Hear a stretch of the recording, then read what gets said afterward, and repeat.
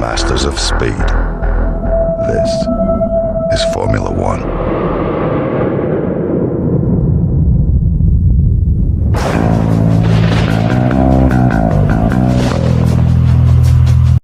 Yo, welcome to Mexico. As you can see, it is a nice soggy one. It's another setup video. Let's go.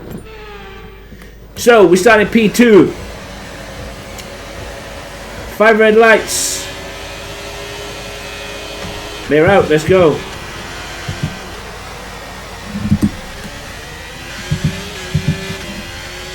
I expect to get absolutely smashed by the AI at the start, but that's okay. I'm using a lot of battery to keep this position, as the last thing I want to do is get tangled up, as turn 1 at Mexico can be quite tricky, especially with the AI being so rapid at the start of the race.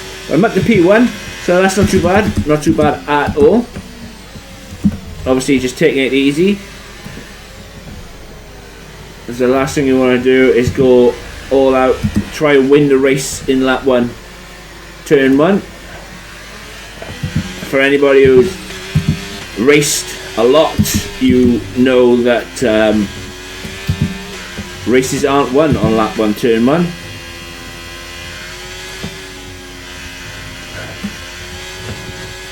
And you'll see with the setup, the reason why I've gone with the way I did on the setup is so I can get better turning, better grip from the front end through sector 2 and sector 3, and especially coming up this last turn. But yeah, had a little bit of a wobble.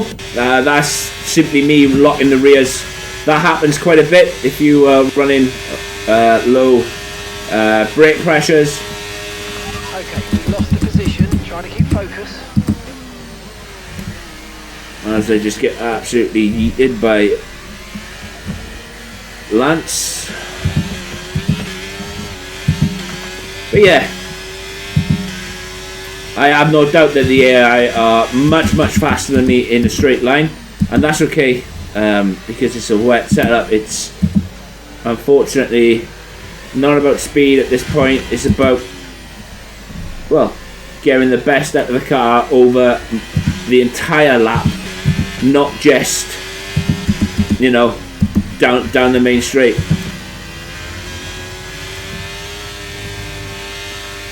And the fact that at Mexico there are more corners than straights is the way, and the reason why I've gone with the way I've gone with it.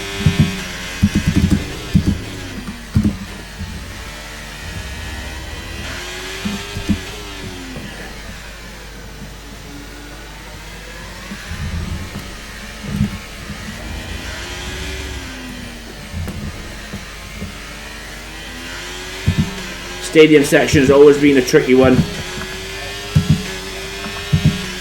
job, that was the fastest lap. I'm going to burn all my battery now. See if I can do another bit of a fastest lap.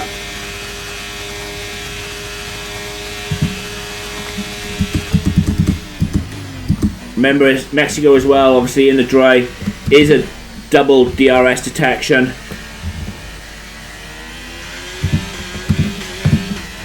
It's absolutely crucial when you're in the dry to stay in the DRS, because if you lose out, you're in big trouble.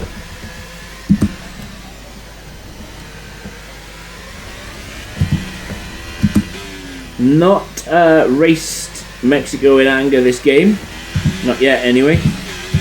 I have no doubt that it will soon be upon me to race, and I really look forward to it. I find Mexico doesn't get used enough as circuits to racing do in game. Like, I absolutely love racing Mexico, I really do.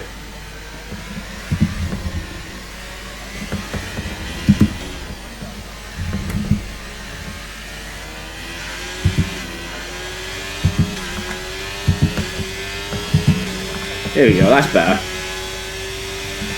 28.6. Not too bad. And another thing about the AI, I seem to talk about them every race that we do. The reason why the AI are poor around circuits is because of their straight line speed. AI are absolutely rapid in the straight line. They can't handle the speed in corners. This is why you can beat them coming out of corners, but very rarely beat them in a straight line. Plus, I also turn the AI down to 100 when doing these setup videos, as I like to try and get out in front and just show you guys what the setup is made of.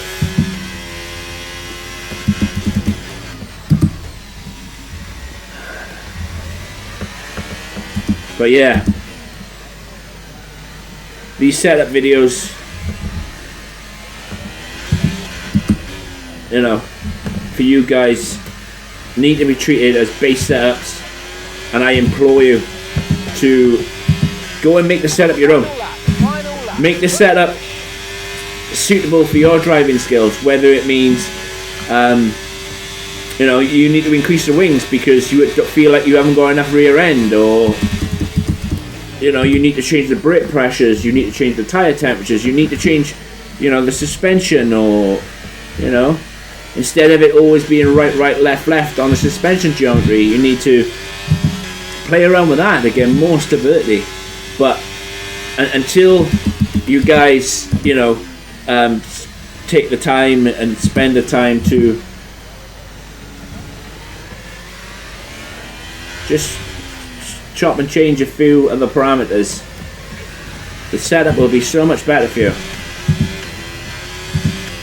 I'm not saying that you know, you couldn't run this straight out the box, because you can. You know, I'm not saying that, but in order for you to get that extra, you know, couple of tenths out of the car, if you was to really, you know, just take the extra half an hour and make some changes, it could be even better. But this has been Mexico. The setup is coming next.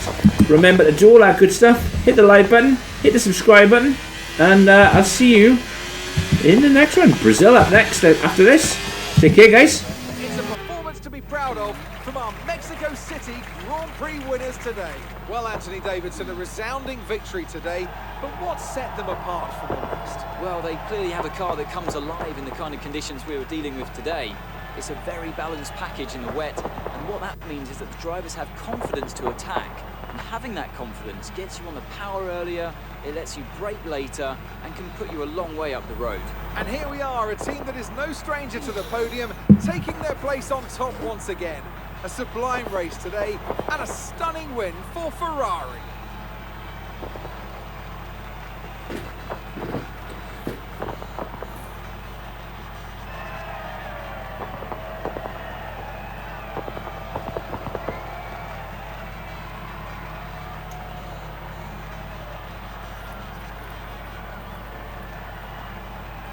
Some amazing talent out on the track today, but Anthony, who would you pick as your driver of the day? Well, my driver of the day has to be Charles Leclerc. He was unstoppable out on the track today, weaving through the competition with ease.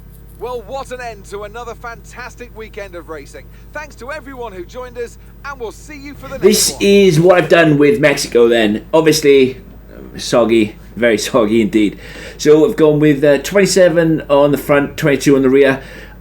Look, we know that Mexico is all about the straights in Sector 1. However, it does get very tricky in Sector 2 and Sector 3.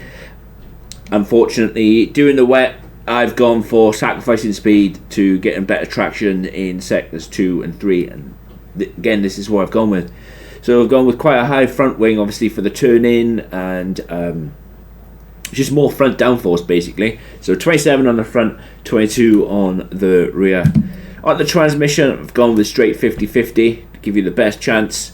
If you find yourself locking up, when you increase the off diff, it does assist with not locking up. So if you're having problems with that, by all means increase the off diff. If you want, again, a bit more power, because obviously it's all about the power that gets sent to the back wheels, increase the on diff.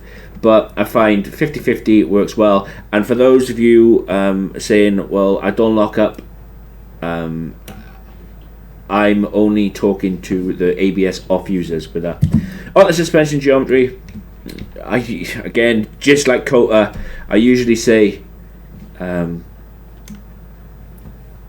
if it's not broke, don't fix it. Right, left. But sometimes, especially with wet setups, it can be it can very much be a case of it needs to be fixed. So yeah, this is what I've gone with. I've gone for minus 2.6 on the front camber, minus 1, so that's full right, and then I've gone full left, and then I've gone 0.1 on the rear toe-in, just to help with grip traction. On the suspension, it's pretty similar to the dry setup, although I've increased the ride height quite a bit. But yeah, on the front suspension, 23 on the front, 8 on the rear, 6 on the roll bar, 1 on the rear roll bar, 35 on the ride height, and 39 on the rear ride height. It's pretty much similar, apart from the levels in ride height. On the brakes, again, this only applies to ABS off users.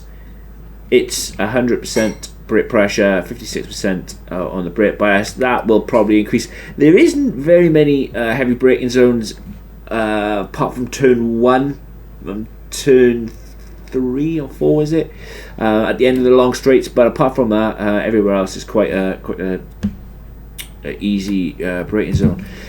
Before I get into the tyre pressures, which they are pretty much exactly the same as the dry setup, before I go on, and I say it every race or every setup I've done, you guys, you need to treat this as a base setup. You need to play around with it and make this setup more suitable to your driving standards, whether it means increasing the wings, whether it means playing around with the suspension geometry or the suspension or the roll bars or whatever. Just use this setup as a base setup and then adapt it to your driving style. As I said, the pressures are exactly the same as the dry, and that's because sometimes puddles form and whatnot, and you're going to want as much temperature into those tyres as possible. This has been Mexico Wet.